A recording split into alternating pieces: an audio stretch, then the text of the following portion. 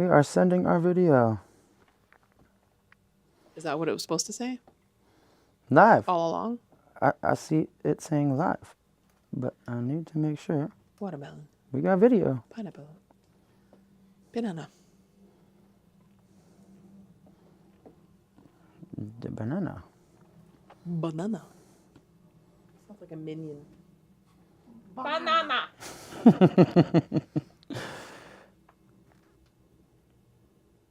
Tonight we steal the moon. We should be live. We are. Unfortunately, the photo is wrong, but we are live, so It's fine. we can do this. All right. We could do this. Quick sip of coffee. The early stages. Ready. All right. You guys are good? We're good. Yep, I'm good. Should we look at the camera or you, or who should we look at? You can look at me. Okay. You can look at the camera. Do both. We can look at each other. Yeah, basically. Let's quick double check. We're recording again. We're good. We're good. We're down a person today, unfortunately. All right. You're doing a good job. All right. Welcome back to Unique Minds of the Okanagan. I'm Robb O'Day, and we are on location in Kelowna with Down the Lease, Laura Lee, and Andy. How are you guys doing? Good. Good. Good. Thanks for doing this. Thanks for having us. Yeah, thanks for having us. Yeah, you guys got the Nardwar set We up got the today, Nardwar so set up.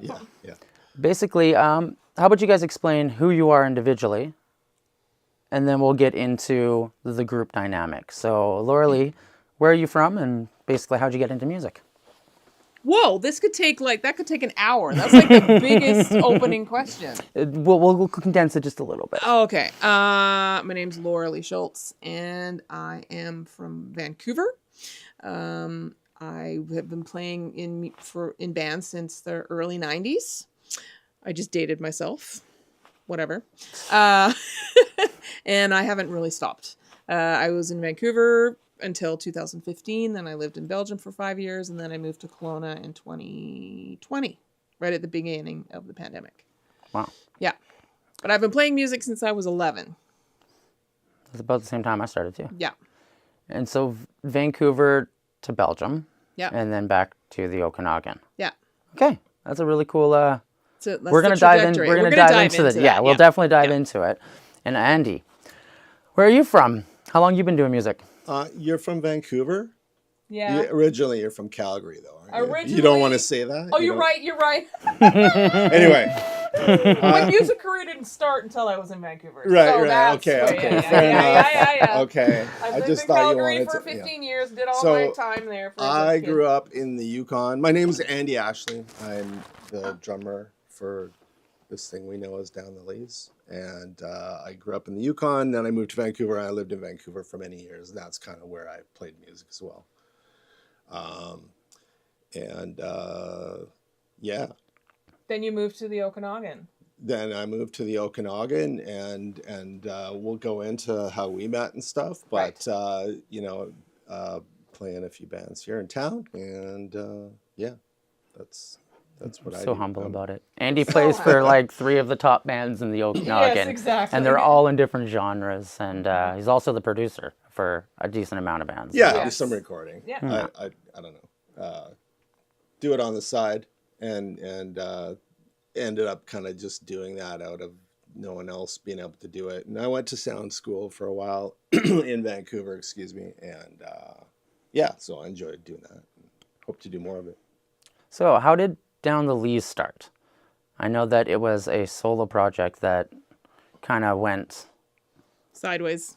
sideways. Seems like it went pretty well from where you guys are at now, but Yeah. So Down the Lease is my project I've had since 2006. It was a recording project.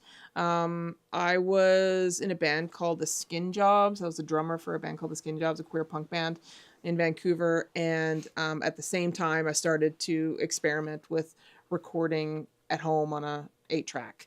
And so I decided to trying to test the waters to see if I can prove it to myself that I could record a whole album by myself. I didn't record it, but I played all the instruments, drums, bass, guitar, singing, all that.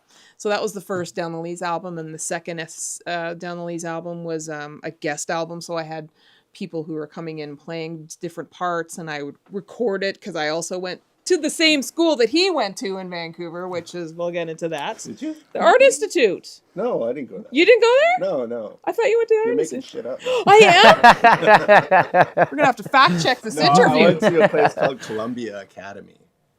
Oh, right. You Remember went to they had Columbia. a really cheesy commercial. Columbia Academy, your future begins today. Nice. Yeah, it was good though. I don't remember. Anyways, You why don't. did Fraser from the Revelry, he went to the Art Institute. Anyways, so I started recording and went there to get a recording degree or whatever. And so those first two albums were just recording projects. Okay. And I wasn't playing live at all. And then I moved to Belgium with my girlfriend to live and work and do all some amazing things there. And I saw how amazing the noise rock scene is there, of where we lived in Ghent. And so I was like, I gotta play live again. Oh my God, I gotta play live again. So then I started playing solo shows, and I found some guys out there, and we recorded another album. And then the pandemic happened, and then we had to move back to Canada because my parents live in Penticton. My girlfriend's mom lives in Kelowna. So Fair we're like, enough. let's be by our elders and kind of take care of them. And at that point, I was like, I guess my career's over. Like, I felt so dead in the water. At that point, how long were you into Down the Lees already? So that would have been 2006 technically 2000 to... to 2015. Okay. No, 2020. Sorry, 2020, 2006, so, okay. 2015. So, like, yeah, almost 15 years. But I took a long break in between. Like, anyway, so we moved back, and I was like, I guess it's over. And I gonna write one last song, and it'll be my swan song to the industry because I can't do it anymore. It was a really very tough time for me. And so I ended up writing the song called Dead and Over. And a friend of mine, Haig, he recommended Andy to record the drums for me because I play drums, but I needed someone to record it because I didn't have the mics and stuff. He's like, you should hook up with my friend Andy. I think you guys would get along like gangbusters. And of course we did get along like gangbusters. We went. Yeah, I am but a footnote in the story of Down the Lees, but But a pretty awesome but yeah, footnote. we had a mutual friend. We both played in bands with a guy named Haig Kacharian, so it's all his fault. It's all his fault. Thanks, But Haig. yeah, like Laura came over and recorded some drums for that song and some others, and I was like, damn, she's one talented lady. So I was like, hey, if you ever want to actually do this, if you need a drummer, I'm your guy. You put his Yeah. hand up, and I put that in my little book. Like, So the rest is history. Really, we started Yeah. working together a little bit after that. We went to our Godspeed Black Emperor show. That was our first date? and saw that, and then just kind of started working together. And I think we have the same kind of like similar. I mean, we're of kind of the same age and grew up in the same era, so we have that in common. But more so, our musical tastes kind of, are very, I think, similar. We both kind of have that antithesis of noise and beauty at the same time, kind of thing. favorite things to put together. Beautiful noise. So it was just natural, and then we found Chris, and he fit in just like a glove as well, and we've just been working together ever since, and writing some new stuff now, and hoping to record that and sometime in the future. I don't know. So does Chris work in other bands as well? No, the funny story about him is I was putting the word out there. I'm like, okay, we need a really awesome bass player for this project. And so I started putting my feelers out there. And my friend Ezra Sipes from the Sipes family, he recommended Chris, and because he's friends with him. And he said, this sounds perfect. He was just getting a divorce, and he was looking for something to Escape. get his hands into. And so Ezra I talked to him online, and I gave him some of the albums, and we went out for dinner, and we realized that we were in the same circle since the 90s, but didn't actually meet. But he actually hung up his bass like 16 years ago. He used to tour with Tegan and Sarah like all around the world. Oh, wow. He was the Tegan and Sarah bass player. And so he decided to take his bass out of the garage and learn a bunch of the songs. I just still remember the first time we jammed with Andy, he was like, okay, I know all these songs. And he just whipped through them. I'm like, what? He's like, I really want this gig. That's wicked. I was like, and so it just, fell into each other really quickly. Our chemistry is really palatable. Palatable? That's it. Right? You can hear it too, definitely, especially with Douse. Like, listening to Douse is funny because working with Andy in Storm the Empire and hearing him work with Down the Lees, this is his area. You can hear the difference, and you're playing. Yeah, it's true. It is, and it's cool to hear. It's more up my alley. Like, I mean, honestly, I joined Storm the Empire to kind of like work on my metal chops, and I don't consider myself a metal drummer per se. But right? also, your drumming in Storm really lends to what we do in Down the Lees. Yeah, like, for sure. You learn a lot of things, and it all cross-pollinates. Yeah, for sure. It helps. Playing in all kinds of different genres always helps other genres, right? Yeah. But yeah, so this project is really up my alley. Like, it's kind of like I said, we're all in that same scene in Vancouver. We didn't know each other, Which is funny. which is kind of funny. But we found each other like several years later. But all kind of come from that same era, like that 90s post-hardcore kind of 90s post-hardcore kind of thing, right? I mean, if you want to put a label on it. It's hard to put a label on it. Even what you guys, I don't think the label that you guys have on it really justifies the sound you have. No. And I mean, that's what you try to do as a band. Yeah, it's hard. Is try to come up with something that is not labelable. Yeah. I mean, that seems to be the kind of bands that I end up in anyway. And we're not like straight punk or straight metal or straight, traditional silos. Like, that's the goal for me anyway, is trying to do something that is outside of those and takes all of those into consideration and come up with that. And so I think we hopefully have achieved that. But I just want to say about an interview that we had, or a review for the album. It was from Metal Universe or Metal Digest, I think. And he said, Down the Lees defines genre unless you consider powerful and unique and new genre. And I was like, wow, okay, that's cool. But also someone said, you're like alternative with shards of metal. And I kind of like that. That is a really good way to describe it. But yeah. It's got its own style. Like, it's... And that's what all bands kind of strive to do. But it also, it's kind of damning a little bit. Because if you're not put into a metal genre or a pop punk genre or a country genre, they don't know where to put you on festivals or to book you with shows or whatnot, because they're like, I can't find something that fits. So that's the problem that we're having right now. I reach out to agents and stuff like that, and I'm like, hey, can you fit us on a bill? Yeah, I'm looking for something that will fit your stuff, that would complement the other band and not be so all over the place. But I think that kind of does a disservice to the audience, because we should be exposing people to all kinds of things. And it shouldn't be just a metal show that plays death. Or just a pop punk show. Like, it should be all over the place. And so they want you to be original, but they also damn you for being original, I think.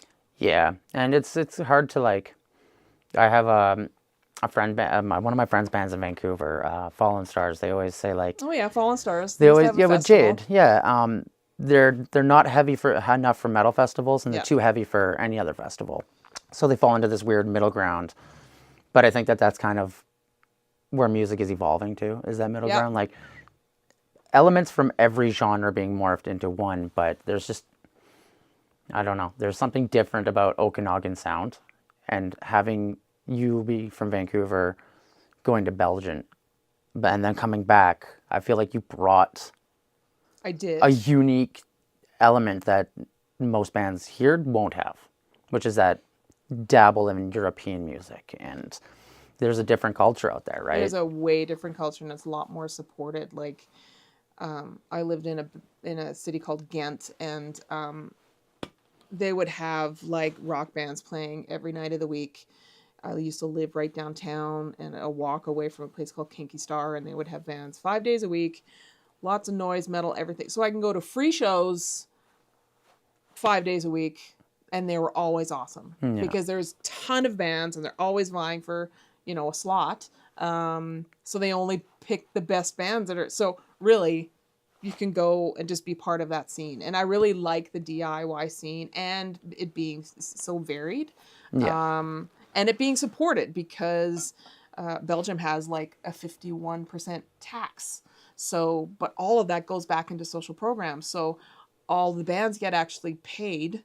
Oh, wow. And so the bars don't have to rely on, making money selling alcohol to pay the bands because the bands are already being paid. Do you know what I mean? Yeah, that's kind of a cool concept. Yeah. So it's just a really supportive vibe out there. And I wanted to bring that back here for sure. Okay. Yeah. Pardon me. So this year, well, before we touch on this year, because this year was a pretty big year in the sense of releases and things you've accomplished. To date, what's been your biggest challenge? Has it been trying to find musicians that you work well with, or like getting down the leads to where you are now, from it being a solo project to working in Europe to coming back? What's been your biggest struggle personally with down the leads? I touched on it earlier. It was the pandemic. The pandemic really screwed me up because I was on a really great trajectory in Belgium because we had flown to Chicago and recorded an album with Steve Albini, and we were on bills with Brutus and Helms Ali and all these Sargent bands, and we were asked to go on tour with Sisters of Mercy in Italy, and so it was a really great trajectory for the first time probably ever in my career as a musician. I've had bouts of like, little successes with bands here, but this felt like it was going somewhere for the first time. And I've been doing this for 30 years. So when the carpet was pulled from everybody in the world, and I was like, damn. And so then I moved back here, and I was living in my mother-in-law's basement, didn't have a job, didn't have a band. I had some music that was sitting around, and I just was so depressed. I was like, I guess that's it for me. And since music has always been in my life, I didn't know where else to put in to keep me going. So I decided to look to music how I've always treated it as a therapy for myself, and go, okay, let's dive into it and really get to the low bottom part of it. And that's where Dead and Over came from. So, and Dead and Over is what got me out of that little trench. And so Dead and Over is the song, by the way. Yeah. Dead and Over is the song. Yeah. I guess the first song that you kind of wrote through that, right? Yes. The first song that I wrote through that whole thing. Like after the pandemic. After the pandemic, and the swan song that you were talking about is the song Dead and Over. Yeah, is the song Dead and Over, which ended up on the EP that we released. Perfect segue into it. So you guys released the album this year. Yeah. How was the experience of recording it, writing it, and now that you've finally got to get it out there as with the fan? Because this is the first album with Andy and Chris. So how is that experience with recording this? Did you guys do it at Andy's, or were you in a different studio? No, we went to Jesse Gander's studio in Vancouver, Raincity Recorders. It was like a whirlwind. We were there for, I think Chris and I tracked for like 3 days. 3 days, and I was there for and then she was for another 3 days. Tracking, mixing it all. Like, it was pretty quick, actually. So, but I mean, the experience was great. Jesse's great. I don't know if you've ever met Jesse or worked with him, but he's a total pro. So you know, it's really quick. He knows what he's doing, so and knows how to get sounds, and yeah, it was an incredible experience. Getting the album out, it's been like I don't know what you think about writing it. I mean, most of these songs are written by Laura, right? And then we kind of came in and put our own stamp on it, kind of thing. Now the songs that we're writing are going to hopefully be a little more all of us, but or not, because she's an incredible songwriter. But you know, maybe we just throw out all our songs and use yours. But I mean, the reaction to the album has been great. Like all the reviews that we've had, everybody seems to love it. So I mean, what more could you want as a musician when you release something, right? So I don't know. I feel really good about it, and I'm just feeling really good about the future, you know, and what we're going to come up with as a group. Because like I said before, like we are kind of, you don't find, like, you know, I've been playing music for a long time, and it's very rare when you come across someone. I have that with you too, but it's very rare when you come across people that you just instantly sync with musically, and other ways too, but especially musically, and you really have to take advantage of that, and it's rare. So, you know, it's great. Yep. Do you find, since releasing the album, since you had awards for, was it Best Music Video? It was Best Song. Best Song. Yeah, at the Okanagan Independent Screen Okanagan Awards. Screen Awards. Yes, Okanagan's Independent. I can't remember. Oh, it's called OSIF. OSIF. And so it's Screen Awards. It's for everything. And it was up for Best Music Video, but music video for Douse, which was the single that came out. And it was up for Best Music Video, but there was 3 different categories. It was Best Music Video, Best Editor, and Best Song. Oh, okay. And so we won for Best Song. Okay. And we didn't go to the actual award ceremony because we're like, they're not going to pick our song. But they picked our song. Yeah, they did. That's awesome. Yeah, Ryan and crew, Irisphere, who did the video, they did an incredible job. Oh yeah. My favorite know. part is the shirt you're wearing. Honestly, I find it. I was commenting on it this morning. Yeah, I'm like, I love the fact Andy's wearing a Hawaiian shirt in the video. I love that he wore it. I made him wear it. I really like the way that it's done with the blending of you guys performing, and it's got like the elements in the behind you that are folding and moving. That was one of my favorite things. Yeah, all the seed stuff. That's kind of the song too. It's no, they did an incredible job. That was a cool experience too, because we did it at the RCA, and you know, just in one night and rocked it out there. Yeah. How many hours did it take? Probably 4. Oh wow! Yeah, that's pretty quick. quick. There for an evening, right? Yeah. I kept thinking that one of the cameramen were gonna fall off the stage. Oh yeah, because they kept on backing up, and we're like, whoa! So it was kind of. But yeah, no, it came out incredible. Yeah, it was a really good video. Very happy about it. So that leads me into the RCA show. Yes, I was there. You do have a giant show coming up. Giant. And it's saw the promotion for it this morning, actually. Nice. So on February 8th, we're playing the Rotary Center for the Arts, which is the Mary Irwin Theater. And this one just is a special one because we're implementing video for the first time. Well, actually, we played to video at Redgate in Vancouver. So we had video projections behind us, but we weren't syncing things up. So it's more storytelling and more performative and theatrical, and we just got word that we're being supported by Creative BC to film it as a concert film, and we want to release it as a album. That's wicked. So it's a big deal for us because we wanted to take the advantage. We got asked to play as part of the the RCA Presents series where they only have like 15 shows a year and it's mostly theatrical stuff, but they wanted to do a specific local bands night in partnership with Creative Okanagan. Okay.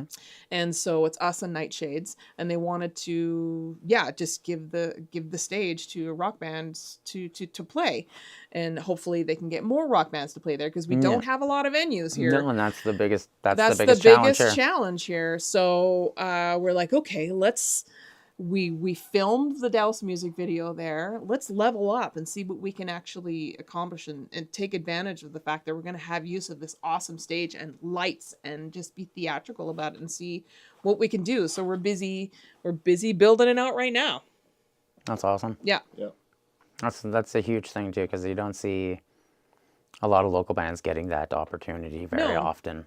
And not just here. A lot of places don't a lot of provide places that. like gatekeeping. That's gatekeeping. It is, but at the same time, it's like you kind of got to earn it if you're going to get on a stage the size. You Like have to prove funny it. enough, our first performance in Storm the Empire was at the Merrier one. Oh, really? So that was my first time stepping on stage as just the vocalist. Was and it being you there. too? No, Did you? that No, was and that was before before I Andy joined the joined. That was way back in the day. So it's Hilarious. to be on that stage. You kind of have to. You have to know how to own it. You do. You can't just stand there and. You can't I just mean, see you it. can, but it doesn't work. It doesn't No, work. Like no. make use of it. Yeah. And I like to be crazy on stage. I like to throw my guitar up and I can imagine bend it's it high on energy. the ground. It is quite high energy. We've played some like bigger shows now that we're kind of comfortable with that, like playing Massive or playing like The Pearl. at the Pearl in Vancouver, like a 500 seat venue, or not seat but head venue. And you have So- another show coming up with one of your favorite a portion of one of your favorite bands, I believe, right? Or did that already Sparta. pass? Oh yeah, we already played that. Oh, we how was already that? played. Yeah. Oh, so cool. Yeah, that was incredible. If anyone doesn't know who Sparta is, there was a band, early 2000s at the drive-in, and they split into two bands, Sparta and then Mars Volta. And I mean, Mars Volta is probably my number one if I had to pick a number one band. But yeah, so it was an honor to open for them. Also the Pearl. get to the stage where you're getting asked. Mm-hmm. Like Yeah. that's the kind of the next level. You're not knocking on people's doors and let us do it. Come on. You're kind of looking at the requests at this But point. now it's like people are asking us to do these things. So getting asked to open with Sparta was like, okay, that's an awesome way to end our year. Yeah, absolutely. Yeah, because I've been meaning to ask that, but we haven't actually been able to get together because life's crazy lately. But that's a huge honor and But I mean, wicked we thing. met the guys and super cool guys, and super chill. Okay, And awesome. Did you get autographs? You had to have gotten autographs. no, No. try not to fanboy out when like just be cool with people like that. It's hard not to sometimes. I don't know. It is. You it try to is keep super cool, hard. but at the same time, Like you just when want to be like, bro, come on. The first time I met, like we played with Dead Bob too. My God, he was fangirling over John Wright so much. Yeah, like So John cute. Wright from No Means No. If anyone who doesn't know, like Dead Bob. stalwarts of the Taking punk over scene Canada. In Canada, right? So we had we've played with them twice now. So that was awesome. But yeah, the first time I met him, I was like super nervous. I can't talk to him. I just can't. I'm like, Andy, what just do I go. say? Just go. Right. Just talk to him. Yeah. But yeah, he's super cool. The second show we had, it was like, hey, how's it going? Yeah, how you Yeah, doing? now we're buddies. Actually, You just realize talk they're like a normal people. person. Totally. Yes, Yeah. yeah. So that's good. No, that's true. It's kind of funny to like sit down with other bands locally too, because they have different experiences in the way that they work. And we were talking about how you went from a really low point during the pandemic to having to like rewrite and get Down the Lees back to a point where you felt like you were at before, prior. Do you think you're getting back to that point now that you're getting these shows and all these opportunities? Do you feel like that was one of those peaks that went down and now you're on a higher plateau and like on the way to it? It's a different plateau. Yeah. Because playing in Canada is way different than playing in Europe. Way different. I can imagine. So, and it's harder to get out there, to get heard. So I feel really, really, really happy with how much we've accomplished in this year. We've done so much. And I love that challenge of pushing us to as much as we can do. It's a different trajectory, but I do feel like I'm very, very excited about what we can create as a band. Because the last EP was songs that I almost finished with the Belgian players. Okay. Quinny and Jonathan. Dirt and I think. No, we didn't do Douse. Dirt, but there was another Douse song. you had Dissolve. written. I don't know if you played with them. Yeah, no. Dirt and Dissolve. Those two songs were almost done, and so I brought them to the band. Those were the first songs that we were kind of working on. And then Douse was a song that was one I went to the jam space, and when we could leave our houses after being locked up for months, and I was able to go to the jam space because Belgium and Italy, they were like locked down. Like, you were like literally breathing on people because Belgium is so small. So it's like 11 million people, but you're pretty much breathing on each other. So we had to be in our houses for a long time. Anyway, so I went to the jam space, and I just came up with the riff for Douse and the initial drum part. And then it sat in the recesses of my computer for years. And then I would say, hey, this could be cool. So, and then the last two songs were the first two songs I did by myself that he recorded.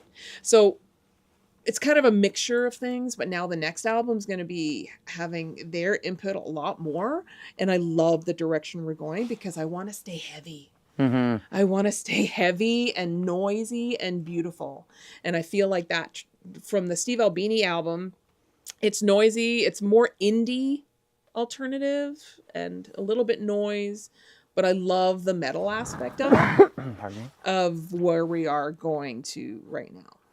I find it's funny because as I've been trying to write lately, I'm finding I'm wanting to write less heavy, like turn things down a little bit and go a little more pretty, but it doesn't work so well. And I think the album, like I've listened to most of the songs from the album that you guys have, at least. I've seshed Doused quite a bit because Douse is I enjoy watching the video and listening to the songs. Like the one thing that you do in the song that I love that you don't hear a lot is like the when you're doing that in the song, and then it just hits home, and it's these weird little like subtle parts that you put into the songs that kind of give you this different sound that I find, like, versus, like, locally, because a lot of the bands here have the same sound. Yeah. It's especially within the specific regions of genres. Yeah. You guys don't really fall into an area. You're heavy, like you said earlier. You're not heavy enough for the metal scene, but not too heavy for the indie rock scene. But there's a lot of bands that I find, like High Horse or Hardball, Lake Man. They were in that same genre. You know what I mean? Like, it's hard. I'm trying to get my words straight. You can't. Right. Exactly. Yeah. Right. And those are my favorite bands of the Okanagan. Oh, nice. Not the ones that are like, oh, we're technical death metal and everyone sounds the same. Right. But like, right. Well, I mean, what you're talking about is a testament to her talent too as a vocalist. Like, she comes up with crazy stuff that yeah, it's just like that build up that's in Douse. It reminds me of things that I've heard in Lake Man or DFY, which was prior to Lake Man. I don't think either of you were around for DFY. No, which is one of that was Robb's. before I came Yeah, here. which is one of Robb's other bands. Oh, okay. Robb's His old first band one prior that I to played Lake Man. with. But there's just this unique sound that comes from the Okanagan. Because I don't think if you guys were in Vancouver, you would be writing you'd be writing more of a Vancouver sound. Maybe. Subtly, right? Maybe. Yeah, you're a product of your environment. You are a bit, product right? of your environment, but also I was writing this stuff before I even knew the scene in Kelowna. Yeah.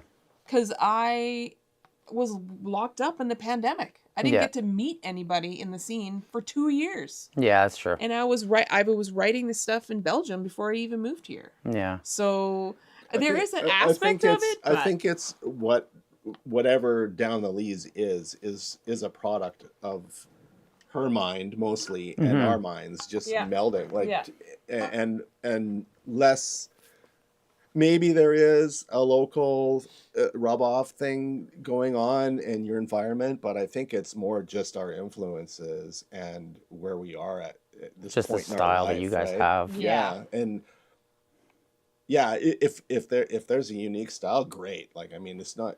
I mean, I guess it is intentional, but it's not. It's just naturally what comes out. Yeah, it's just what you guys do, which Yeah, is the yeah. cool thing, and that's that. It's like you're not. That's what I mean by like the Okanagan has a sound. Like if you listen to specific bands, you can tell they're from the Okanagan just because there's that sound we all work towards having. Then there's this weird offset of bands that have been from the area that have like almost a psychedelic aspect to them where it's trancey. Uh-huh.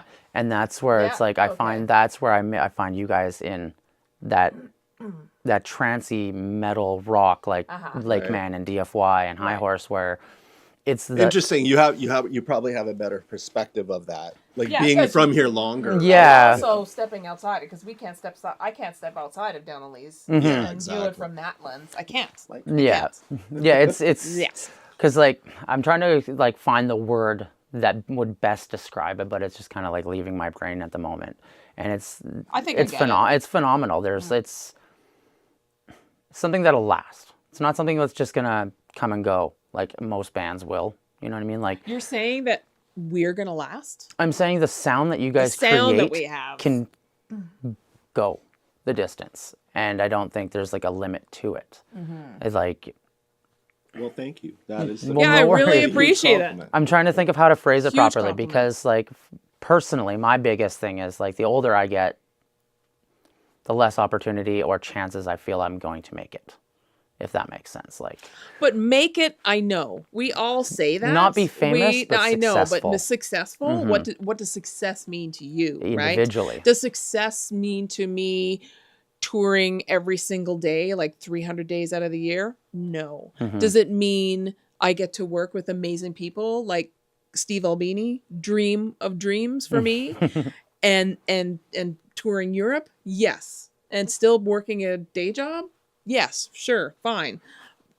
Playing massive arenas, is that my ambition? Not really, because this kind of music is not conducive to that kind of stuff. Which is what Douse is also about. I talk about that a little bit, how I don't appeal to mass hysteria. I will never appeal to mass hysteria, and I'm okay with that. I also want to have my own private life. But I love being able to play within different genres. Like I can't stick to one thing. Like all of my albums are all totally different. And I like to be able to play. I don't want to be pigeonholed into one pop punk metal kind of sound. I like to be able to play and not be villainized for it. Yeah. Yeah. No, and that's true. That's one thing that I honestly don't like about playing in just a strict metal band. Like I'd love if we could break off and do other genres, but Right. we kind of were. Rap metal? We all know it would You be want to doable, be like Faith No More or something? right? No, more just. I think like music itself is evolving. Like I was talking with Alex about how instrumental bands are being more appreciated nowadays. Yes. And that's a huge thing due to Animals as Leaders and Polyphia and Pliny and these individual artists who are writing on like a symphonic level where it's almost you're like listening to Beethoven and Mozart, but modern day. And then, yes, metal is, I've always classified it as the symphonies of modern day because it takes a lot of talent, a lot of yeah. technical classical know-how. music of modern day. Yeah. Yeah, as metal, but I feel like itself, like guitar players are pushing guitar playing to such a level that it's almost going to be, when does it stop becoming music in my mind? Like there's gonna be 500 beat per minute song and Oh, yeah, that's Already true. happening. you know what I mean? Oh, you're right. But That is already to happening. slow it down and to like have that it goes grit. in waves, right? Yeah. And it ebbs and flows, and it'll come back to different stuff, and then those two things cross together, and new things are born. But it's all kind of, been around for a long time. I'm this old haggard dude, and I've seen He's seen some things. I've seen some things, man. No, but Yeah, I don't know what I'm trying to say, but I wouldn't worry about the humanness of music being lost. It'll always come back, you know, because it is kind of going in a very mechanical, Very especially- AI. Very yeah, AI. especially in the metal world. Like me as a drummer, I'm like, holy shit, like I can't do that stuff. Like these crazy like 240 BPM metal Right. kicks and just like blast beats. Like, I mean. I don't want to say it's not musical because that's all a matter of taste. Yeah. And I can appreciate it, but you know, so I mean, it comes and goes. And, It does. And there's always room for like someone who's playing from their heart, I think. Right? I think that's For what sure. really matters at the end of the day. Is like, there's a weird, like, stipulation with metal that you got to be heavy. You got to have the heaviest breakdown. You got to do that, and we kind of steer clear of that, which is why I like the music we write. And I think that like keeping yourself in that box is what really ruins music. Like, Oh, for sure. One of my favorite things is like bands is Ween. Every song is yeah. a different style. You know what I mean? Like you can never pinpoint what Ween's gonna write ever. I also felt that same way about Sloan. Yes, I love Sloan, Sloan. I love Honestly, Sloan. Sloan is one of my favorite bands. I love and Sloan. Extremely And underrated. also because they totally. I saw them at a festival in Surrey like 8 years ago. It was a Diwali festival. Oh, wow. For some reason, they were playing this festival. That's And my awesome. sister and I went, and it was like this big Diwali artist that was on stage, and like thousands of people were like yelling his name and all excited. And then Sloan came on stage, and everyone pretty much left, and it was just me and my sister and like 50 other people watching Sloan. And I'm like, Sloan, I love you. I was trying to be as loud as possible, but I just love them so much. They're so versatile. They switch. Everyone Vocalists, plays every every instrument, and you can never tell if it's a slow song. I Yep. mean, a Sloan song. Yep. I just love that. Yeah, no, and that's one thing that I loved about. I've been recently talking with my very first band, the Pasties, which was my high school band, and our main goal, no song could sound the same. No genre was the same. So we'd have a hip hop song, metal song. We had songs that were like love songs and ballads. It was just anything we wanted to write was writing, and it's like that's music.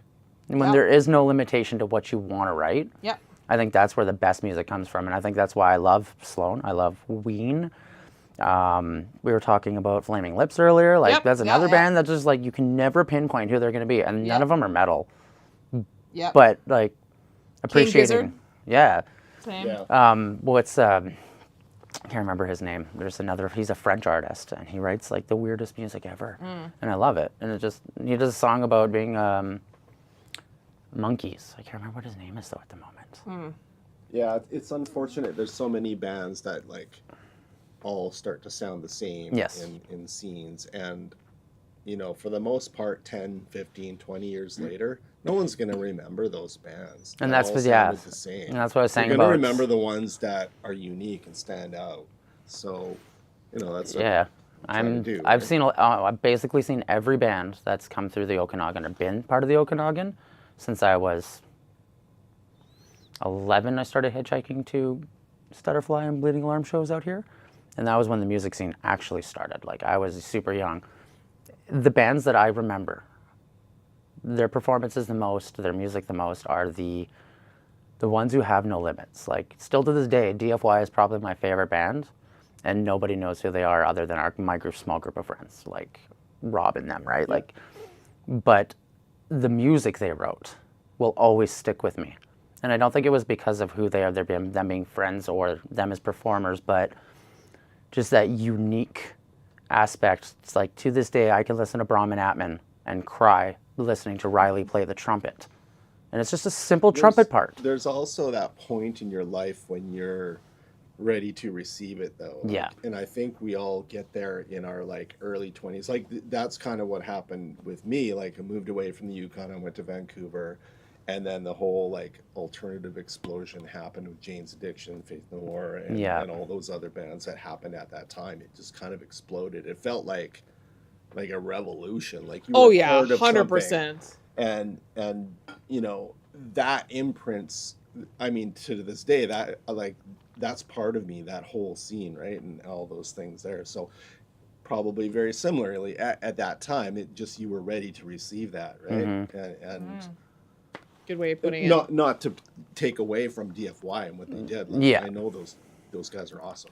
Right? Yeah, I think it was more just the fact that like I was stuck in a ball mentally with music where you're always trying to appeal to people, and they were doing it on a level that was like emotional.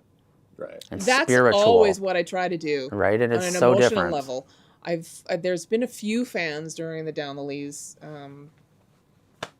tenure who have cried at shows, and I've talked to them after and how impactful the music has been in their life, and not just seeing us live, but actually listening to the music and it really attributing a song or two to a personal thing that happened to them, and it helped them through, which is all I want to do, because it has helped me get through by creating the music and playing it. But if that translates to an audience member who feels like our music can get them through life, that's success to me. Yeah. No, it's true. And I was saying with, I believe it was Josh, that a lot of bands they believe like fame is success, where success is just being remembered in my mind, right? Yep. Like, I don't care if I make $1 million, $2 million. I'd rather that my music is like, even if it's just my friends still listen to it 20 years down the road and they're like, that song still helps me. Like, Totally. that to me is success. $1 million would still be nice. Though. Yeah, $1 million would It be would nice. be, yeah. It definitely would be. Yeah, I would like to just spend time doing this as opposed to Have to doing go to work. something for somebody else. For sure. You But know, that would doing be my version of this, success. of course. Is being able to spend my time on my day, like working on this stuff that I love. Right? Yeah. The reality of it is, though, bands who tour all the time still come back and do crappy jobs. Yep. There is a very small amount of people who can actually be a full-time musician. If they actually know how to do it properly, they're session musicians on top of producing credits, on top of all this kind of teaching. Like I don't know any band, like even Black Mountain. I was shocked when they're at the height of their popularity. They were touring around in Europe and Canada and the States and stuff all the time. And all of them would come home to work restaurant jobs. I love Black Mountain. I love They Black said that, Mountain, yeah. but it was kind of an eye-opener for me. I was like, oh. Yeah, you don't even the punk rock legends. They still like. I was reading one needed a ride to a show the other day. Who? One of the, I can't remember which band it is, but like I have a bunch of the bigger old school punk rock bands on Facebook as friends, and one of them was he needed a ride. His car broke down. He needed a ride to the show, and it's like he's been a legend forever, right? And he still has to like. He's still humble. He's still a normal person. Like, oh, my car broke down. I need a ride. That's punk rock. That's a punk. It is that's punk the DI rock, right? Punk rock, whatever. Yeah. But yeah, I just find it interesting that you have to pretty much sell your soul to the devil if you want to do music full time. And even then, is it worth it? Like, is it worth it? We toured quite a bit the year last year, not 2024, but 2023, and it takes a lot out of you. It takes a lot out of you. It takes tons out of you, and it wasn't even. We didn't even go like a big stint. It was They were broken up, but it's just like 3-4 day stints. Yeah, right? and it's just the travel. It really wears you down and wears takes the fun out of it. That's where the getting to write it is like really what I care about now. Which is what I miss, because this last year has been so busy just with releasing the album and promoting the album, and it's just been a lot because I'm like the manager of the band, and I do a lot for the band. So it's just been a lot of admin stuff up to, releasing that album. So now I'm excited to just take a little bit of a breather and focus on writing and do a few really awesome shows, like the RCA show, also Girls to the Front, which is the festival that I started. So that's going to happen again in Kelowna, because the first one was this year. Yeah, the first one was this year in October. I know exactly how hard that is. And putting on a festival is not very I put 3 on easy. last year. But 3 on last year. Wow, good for you. And Holy cow. it was an eye opener. It's an eye opener, and how much work it is. Oh my God, it's so much work. So, but I felt it was very important to have a festival like Girls to the Front, which is a festival for female and LGBTQ folk. Love it. So as soon as we found out that we were going to do this festival, people were like knocking my door down wanting to play it. And it was sold out. It was at BBDB's in Vernon, one of the last shows that she had there. Rip BBDBs. Yep. Another venue bites the dust, but I understand it's a DIY venue. Yeah, they did she really worked well for really, a really long well time. for a long time. 7 years she pushed, but it was just really tearing her apart. So she decided to stop that. But anyways, the first Girls to the Front was there, and the next one's going to happen in Kelowna. And like as soon as that first festival ended, people were like knocking on my door. I want to pay. It's the second one. I think it's very important for representation. Me being a woman and being queer on stage, and also I like to say that I'm 51. Like, Wow. age is only a number, and I can rock with the best of them, like you and you. Right. Right. That was one thing I was also wanting to like to touch base as.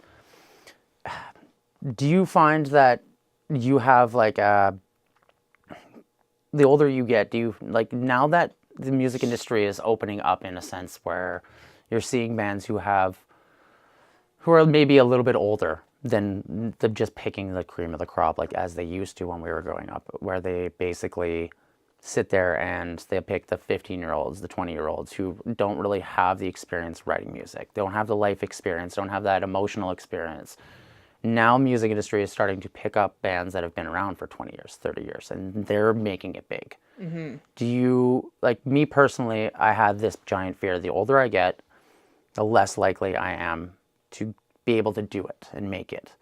But you guys are both older than I am and way further in your career, still building and building and building. And I feel that is a huge eye-opener in a positive sense that it doesn't really matter how old you are. If you're passionate about the art you make, people see that passion, and that's what translates. It's not... Age is a number. It doesn't really matter when it comes down to your skill level, what you produce, because how old are the most famous painters, you know what I mean, that were still putting out masterpieces. There's this weird stipulation, like I personally growing up, and I think a lot of musicians have, is we have a time limit on our music career or our creative career. A lot of people say your creativity stops around 28. Yeah, exactly. It's worse for women. Women get forgotten, which is why Dead and Over is also so powerful and important for me, because one of the lyrics is no one gives a shit about aging women. No one gives a fuck about aging women. And that was part of the song of me going, I'm just not going to do it anymore. No one gives a shit about women, especially older women. Mm-hmm. And so I wanted to challenge that mold, challenge that societal expectation that you have to be able to write the music beautifully and youngfully as possible for us to pay attention. Mm-hmm. And so I decided to say, fuck that. No, I still want to play music, and I want to represent that. I want to represent on stage that I'm an older queer woman and I can do it too. There's so many women and people who have actually started their careers when they're in their 60s, 70s, and 80s. It doesn't stop when you're 30.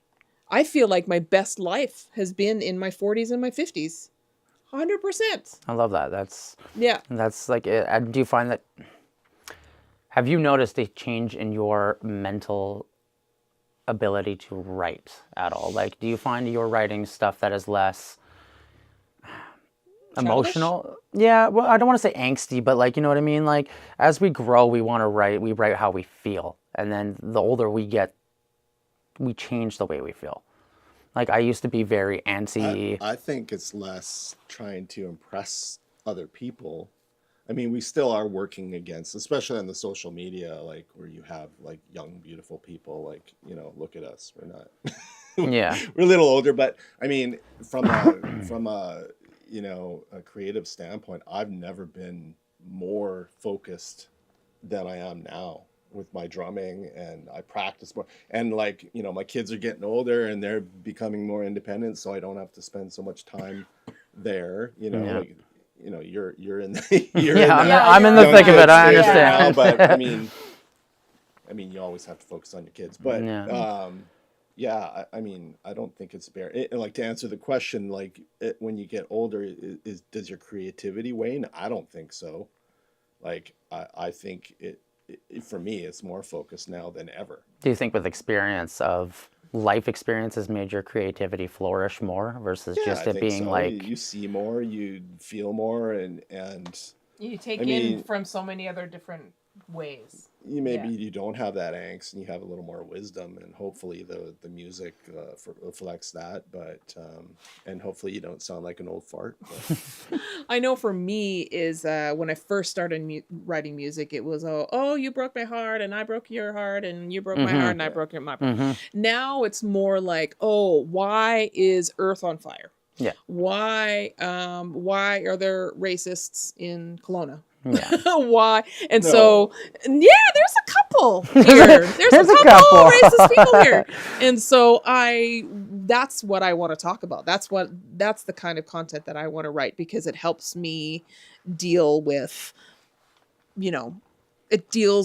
helps me deal with the crap that's going on right now.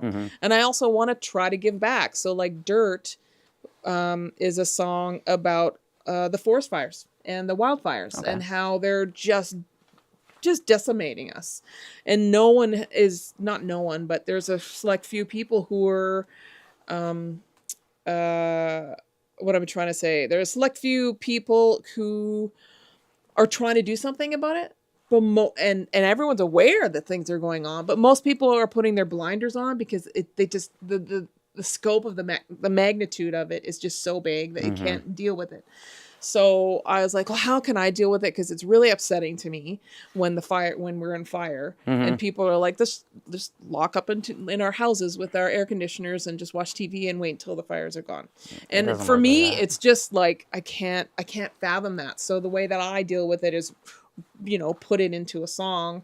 And it's my therapy, but also we give back. We gave to the Wildfire Recovery Fund proceeds as part of our artwork that we had someone commissioned to do artwork for it, and we gave back to the Wildfire Recovery Fund. I've also given to the Indian Residential School Survivor Society and donated to them with some of the things that we've done, compilation albums and stuff like that.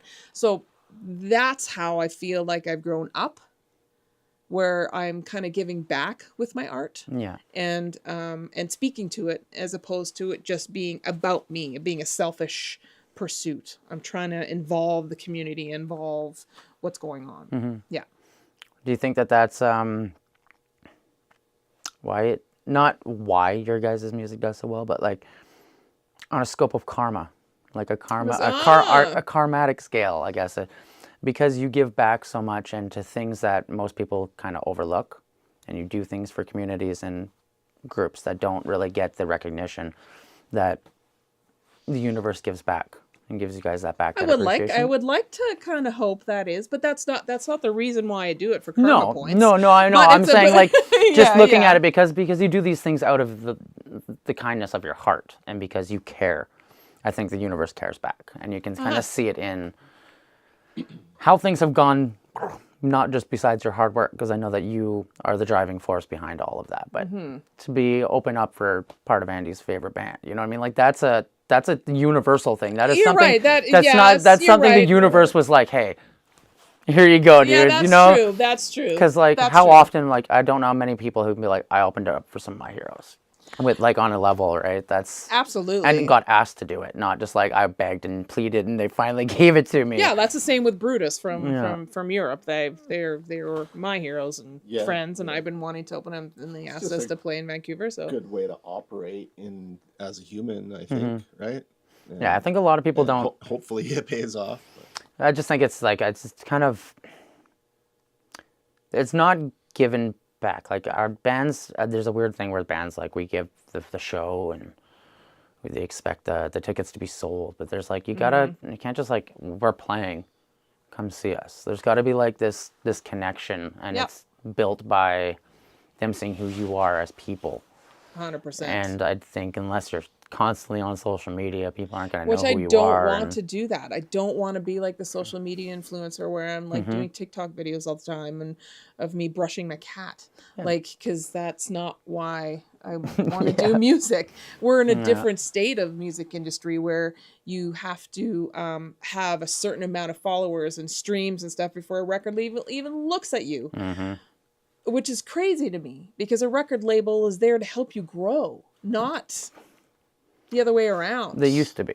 It used Well, to be. yeah, and I mean the industry has always been it was built off the way the industry was created itself is a really weird thing because like it's never It is a been for very weird musicians thing. to ever make it anywhere. It's always been complete opposite. How can you Yeah. make them do the most work for the least amount? Right? Yeah, which is why I have the record. I have a record label too. So I'm wicked. not very busy at all. I have a record label. It's a collective record label. Okay. So I released the albums, the first 2 albums on it, 2 first Down the Lees albums on it, and then when I was in Europe, we released the Steve Albini album, and then the pandemic happened, and then I started seeing my friends who were creating their old albums in their rooms, and my friend Mirabelle Vandeput, she had a solo project called Haze, and she's like, I need help releasing it. I'm like, okay, I guess I can bring you on and I'll help you release it. And then I was like, why don't I just do this for a little bit, because I wasn't doing any music. Down the Lees was dead to me. I'm like, okay, let's try to get some of the bands. So I found some bands from France and the States and just brought them on, and it was a collective label. We were pooling resources and skills. Like Blake from Bronson Arm is a mastering guy, so he would give deals and master people's albums, and I would help with marketing and blah blah blah blah blah. And so I just started doing that for a while, and it's kind of waned a little bit just because we're all so busy and we haven't really been doing very much. But I felt that like that kind of community collective mind of trying to help each other, building each other up, just like in a local scene. You do that. You go to each other's shows, you buy each other's merch. Yeah. That kind of felt like what this collective label is like. Let's just help each other with the idea of like, okay, well, let's build up a fan base for this French band in America, and you can play each other's scenes and build it up that way. Well, that's kind of what you're doing with Girls to the Front. And which is what I'm doing with Girl to the Front, too. Like getting that out there and getting people to know each other and getting men to start thinking about women and queer people as viable people in the scene, and not just tokenism, right? So I felt it was very important to create that. Yeah, that was one thing that was very important to the first Enigmatic Festival as well. When I put that on, as having... What's it called? Enigmatic Music Festival. Oh, okay. So I did that, and then I did Underland Wasteland. But the first festival, we had Frida Wales as the host. Oh, Frida! And it was because I wanted to, I think Frida is an amazing person on a microphone. Mm-hmm. Handle themselves amazing. So to be a host, and it was quite entertaining, but I got a lot of flack. And I was extremely annoyed with it. And I was like, you know what? Then don't come. Like, I did it for a reason. It was my festival, and I wanted to support an artistic group that wasn't being brought into the scene. So I understand there's pushback for sure. There's a lot of pushback. It's kind of scary in a red belt city to do something like that. Yeah, right? And it is. And I mean, I'm not easily scared. You know what I mean? So like I got flack, but it was like whatever. 2 days later, everyone was okay with me. I'm easily scared because I'm queer, so I have a legit reason to be scared. Yeah, and I understand that. And it's definitely like our scene is very inclusive and supportive, but I think that it's just like in these weird sects. Like even with the metal bands, like we play with specific bands, and we don't play with the other bands. You know what I mean? And it's like why don't we play with these guys? And it's just. Yeah. It's weird. It's the scene itself is very cliquey. Yep. And that's the one downfall, because like a lot of my friends that are in bands I work well with, but I know a lot of them and haven't played with them. You know, like I know a lot of the metal band members, but we haven't played a single show with them. Single show. And it's just because it never happens, or just like there's this weird.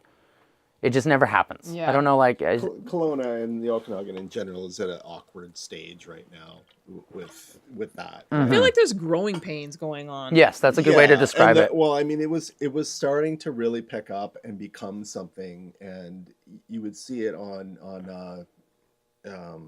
Bernard Street, like with 3 venues, and it was before the pandemic. Yeah. Oh, with Fernando's and stuff. Yeah, Fernando's and Munins. Munins was wicked. The Grateful Fed.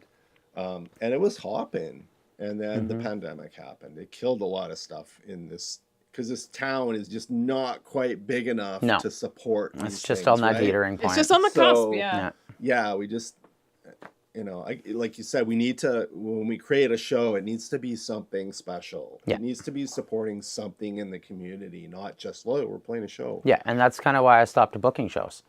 Honestly, like, it was because it was just kind of every month we're booking a show. It's Uh-huh. that Is there anything special there's about no it? there's no mission statement. There's no mission statement. Yeah, and that's what's one thing I've like been really struggling with lately is like, what's the mission statement of the music industry here? You know, like what is our as a group? It'll grow. It will, and I think it's because it's so young still. It was doing really well. It died away, and then it had to be reborn after. Yeah, so it and is being and reborn. that's the thing. The underground is fizzling. Yeah. A new magazine called Braze just came out all about the underground scene. Yeah. Where is it? There's one down here. We can show it Can you show it? on this show camera, on that camera. Which one? On that one. Okay, this one. Oh, you got it. Okay, that's underground magazine that's just starting up about bands in the scene Yeah. and how it takes a community to make a scene grow It does. and thrive. Yeah, it really does. Yeah. Besides music, what are your guys' top hobbies? Like, what is your favorite thing to do besides music? Besides music, is just hang out. Music. Hang out with my kids, and I don't know. I don't really have any other hobbies. I'm going skiing tomorrow. Nice. For the first time ever? Snowboarding, but That's no, awesome. not for the first time. Oh, okay. I don't like the snow. No. I No, don't know I'm not why. a snow person. I I'm not a snow hibernate. person. My girlfriend is the snowboarder in the family, and I That's just awesome. hibernate and sit in the lounge. What do I do on my off time? I mean, do I have off time? Well, my girlfriend would be like, yeah, you like to lay on the couch and watch movies. Okay, I like watching movies. That's I'm totally, a movie buff. I am a movie buff. I try to see as many different movies as possible. That's awesome. Yeah. I've been such a binge watcher of shows lately. That's my Yes. guilty pleasure. Yeah. I think everyone really gravitated towards shows during the pandemic. I mean, it's so funny that musicians and actors and everybody in the movie and the TV industry were not considered essential workers. Nope. But That's we why- kept that's- everyone alive. That's funny enough. Before I was doing the projects that I do for the show and whatnot, I was background acting, and that was basically what happened. I was an actor full time, and it shut right down. And I was like, I don't know what I'm gonna do now. Oh, yeah, I don't no, want to go back that's to kitchens yeah. and doing like Like, trades work. We were the first people to stop, and we were the last people to come back. Yeah, But during the pandemic, everyone was watching TV. Everyone was listening to music. Everyone Yeah. was reading. It was artists that kept people alive. Yeah. And we were not considered an essential service. I think that's just crazy. I think artists will always be in that level, sadly. Even if like Yep. it's just kind of what we are. That's what we do. We're artists. We're the unique minds. We're creatives. Oh, nice plug. Right? Like that's just kind of how it is. Kind of like you planned that. It's, Yeah, you're gonna do it anyway, right? So Yeah, I but mean- yeah, it's that they get taken advantage of a little bit. I mean, from the industry that controls it all. So. I think that's Yeah. why I love the independence aspect now. It's like we don't need Yeah. record. That's what like you were saying. We used to need record labels to make it big. Like record labels need us to pay their bills nowadays, and that's kind of a cool thing because you can do it independent. You just got to go about it smart. You got to And- be smart about it and put the pedal to the metal to make it work. Yeah. Yeah, no, for sure. If Yeah. you could give any advice for aspiring musicians who might watch this, what do you think it would be? What is your number one don't do, and your number one this would be the best thing you could do? Practice as much as you can. Is Dude, my that's advice. a really good- That like as a musician, as a 50-something musician, I'm trying to make up for lost time in my craft. So like I kind of regret. There's always something to practice. There's always your weak hand. There's all if you're talking about like nerdy drum stuff, like there's always something to practice. Like don't go out to the bar, stay home and practice. That's what I would say. That's It'll valid. pay off in the long run. I want to say my don't just sit in your room and play music. don't. The opposite of what I No, seriously, it is the opposite. No, because I would want you to be part of something. I want you to, in real life. I find, like, I know we've gone this way where everyone can play and record music, but I find those bedroom recordings, they're removing the human aspect of it, of creating with other people and building something with other people, because people is what makes the greatest art. Yeah. Right? And when I say practice, I mean practice with others, not only by yourself. Okay, that's what I meant. I thought that's what you meant. I'm like, Yeah. and practice and practice and practice. Yes. But then there's also recording and recreating something. I'm just saying, don't just sit in your room and record on your computer. Get out there and do stuff with other people in real life and build something that way. That's one of my, you know what I mean? No, it's true. I think that's like one of my biggest flaws is doing it myself. Like, I love getting to sit down with the boys and just jam. Doesn't matter if it's anything important. Nothing has come out of it. Nothing has come out of it. Just that weird mental connection when you're all sitting together creating, and your eyes are closed, and you're flying through the universe together. It's just it's what musicians call the feel. Yeah. And you can't get feel through a computer. You may think you can, but there's the human connection with it that creates this spark, this chemistry feel that you don't get through a computer. And I think we're missing that in the world in general, because we're so attached to our phones. I mean, I'm attached to my phone, but we're attached to phones and computers, and we're not actually relating to each other on a level that we used to. And I think it's kind of damaging our circuits and our mental capacity to deal with things. So, no, it's true. anyways, I can go on that forever. No, I think we're basically at our time. We're at our time. Nice. You're right. That did go by very goes fast. by really quickly. Wow. I'd like to thank you guys for doing this. Thank you so much. Thank you. Appreciate It's always fun. Like, I've worked with Andy for probably going close on 4 or 5 years now, and this is the first time you're getting to sit down and do these like conversations where you talk on a different level than work. You know what I mean? Like, it's kind of cool. Yeah. Well, awesome. Thank you guys. Thank you so much. And we'll see you guys next time.